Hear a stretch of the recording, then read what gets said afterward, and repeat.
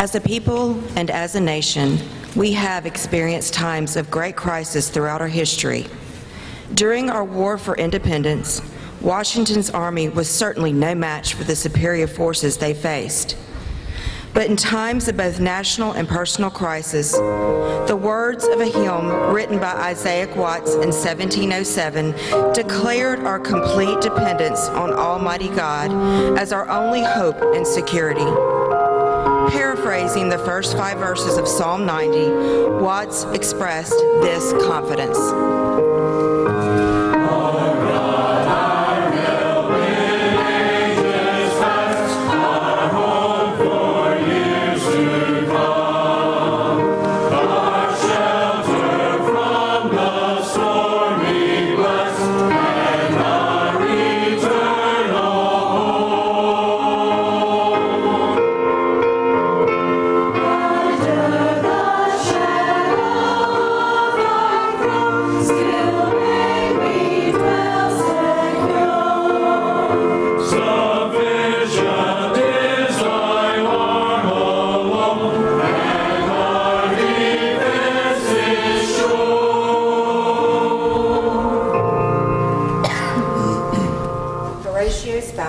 A Chicago attorney, had already suffered great loss in his life when in 1874 his wife and 4 daughters boarded a ship for England. Just off the coast of Ireland, the ship sank, and Spafford received a cable from his wife. It read, "Saved alone." As he traveled to England, he penned the words, "Whatever my lot, thou hast taught me to say, it is well. It is well with my soul." About that time as a nation, we had come through the deep divisions of the Civil War. How people need to be reminded that God was still sovereign and in control of our lives and our destiny.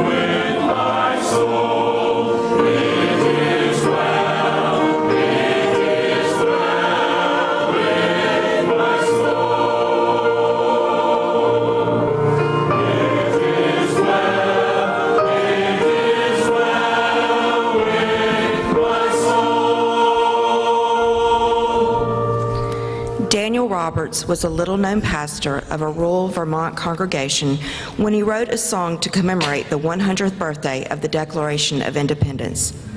Later, the song became the official hymn to celebrate the centennial of the U.S. Constitution. Already, our country had survived attacks from outside its borders and bitter fighting within them. We had gone west all the way to the Pacific, carrying our hopes, our dreams, and our faith with us. Taking his inspiration from Psalms 44:1-4, Roberts wrote,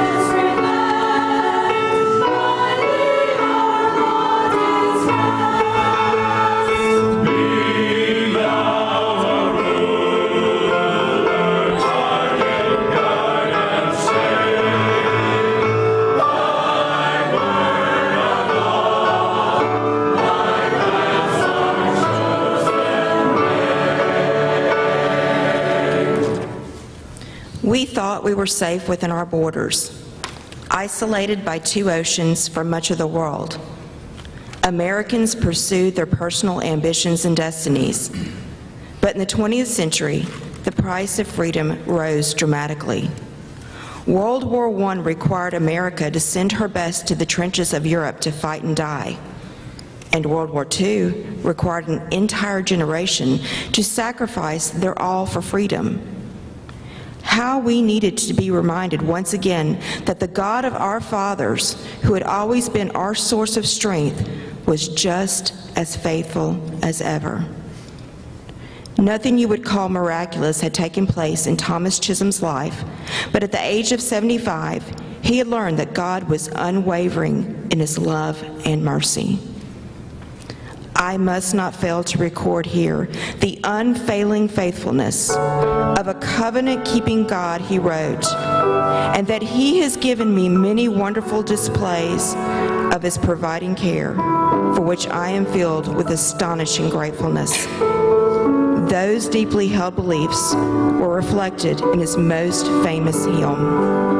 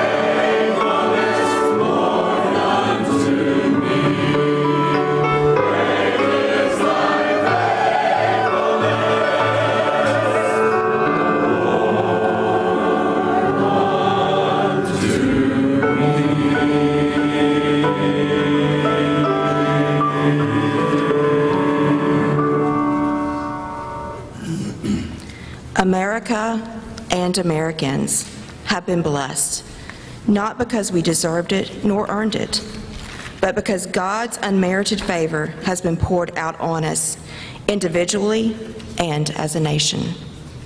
Because of God's grace, this is a land of tremendous opportunity, endless variety, and great natural beauty. Catherine Lee Bates felt it when in 1893, she looked out from the summit of Pikes Peak. When I saw the view, I felt great joy. As I was looking out over the sea-like expanse of fertile country, spreading away so far under those ample skies, the opening lines of a hymn floated into my mind. Her song is still the most widely sung and perhaps most beloved hymn of patriotism ever written.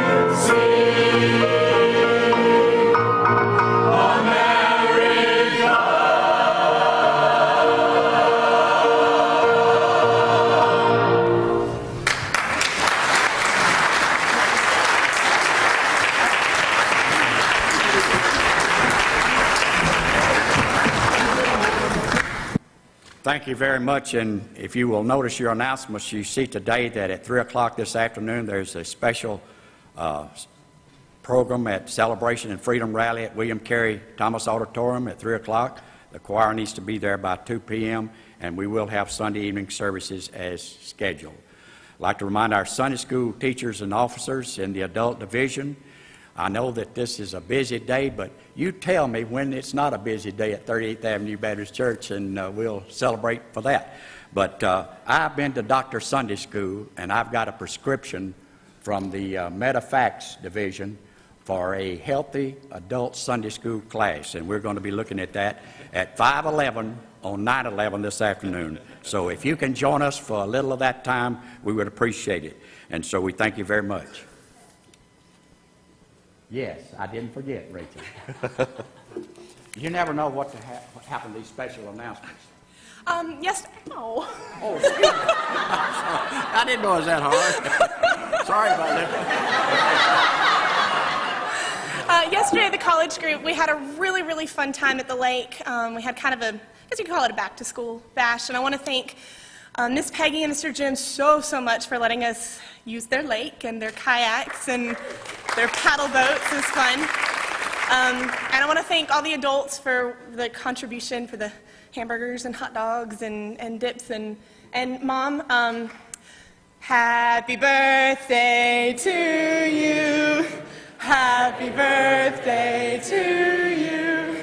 Happy birthday, dear Sam. Happy birthday to you. Sorry about that. Wow. You're going to celebrate tomorrow. Go out and all of that. Sure. Do something. Do something. Thank you, guys, for coming down. We'd like to recognize those that may be guests this morning. If you were in Sunday school, I hope that you will return, and thank you for being in the service today. We're always glad to have guests in our service, and if you're looking for a church home, we invite you to let this be our church. Before we ask everyone to stand and the guests to remain seated and receive a guest card, this is also Grandparents' Day in our nation. Along with other things, it's still on the calendar. September 11, National Grandparents' Day. If you're a grandparent, would you stand, please, for just a second? Look at the grandparents. Thank you. You may be seated for just a second, and if you're a guest, would you remain seated and receive a card that these ushers will put in your hand and fill out the appropriate information on the card and put it in the offering plate. We're glad to see several guests in our service this morning, and we welcome you, and we'd like to ask the guests to remain seated and receive a card, and the church members to stand and greet one another at this time. Let this church be our church.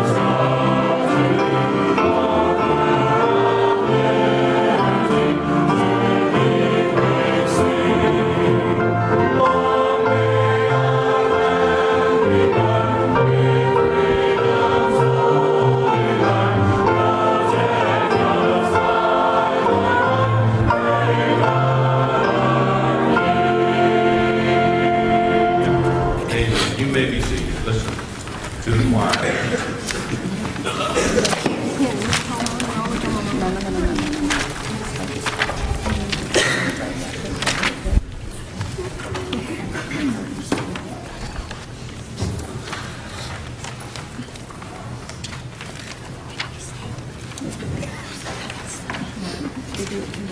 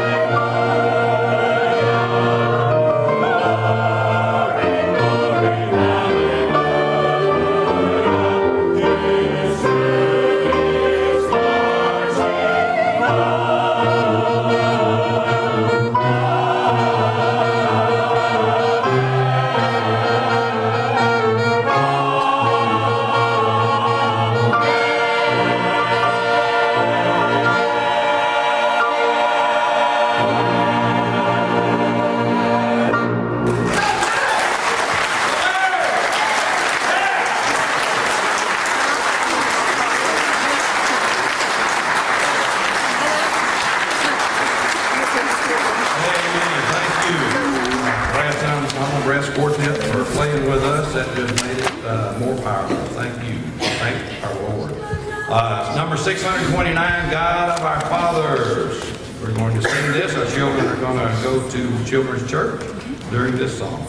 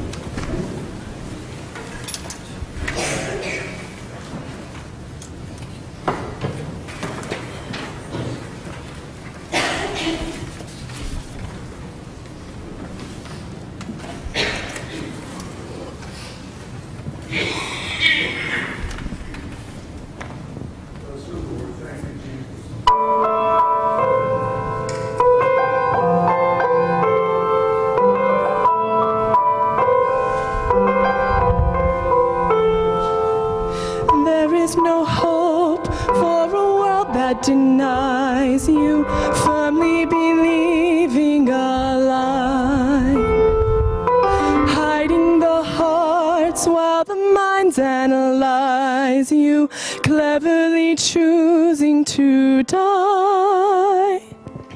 Maker of all, we kneel interceding, fighting for your will.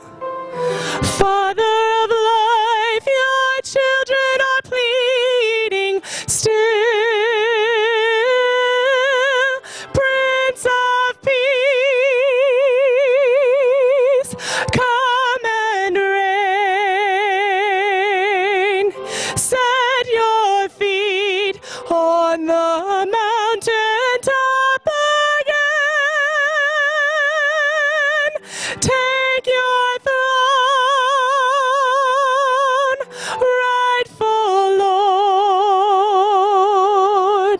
Prince of Peace, come and reign forevermore.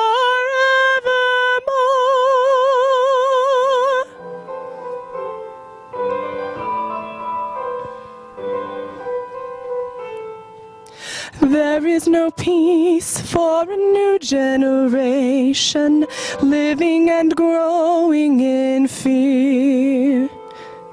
There is no home in a godless nation. Take your authority here. Maker of all, we kneel interceding, fighting for your will.